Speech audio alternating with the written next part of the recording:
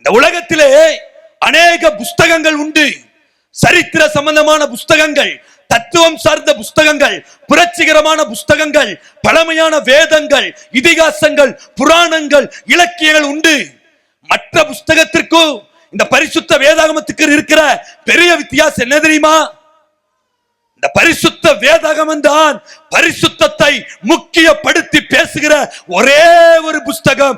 நம்முடைய தேவன் பரிசுத்தர் என்றும் பரிசுத்தத்தை சிநேகிக்கிறவர் என்றும் மனிதர்களும் அவரை போல பரிசுத்தமாய் வாழ வேண்டும் என்று பரிசுத்தத்தை மேன்மைப்படுத்தி, பரிசுத்தத்தை முக்கியப்படுத்தி, பரிசுத்தத்தை பிரதானப்படுத்தி, ஆண்டவருடைய பரிசுத்தத்திற்கு நாமும் பங்குள்ளவர்களாய் மாற வேண்டும் என்று அறைகூவல் விடுக்கிற ஒரே ஒரு புஸ்தகம் இந்த பரிசுத்த வேதாகமம் மாத்திரமே.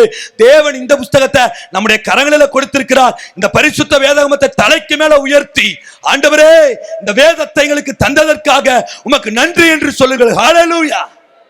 நம்மை பரிசுத்தப்படுத்துற புஸ்தகம்.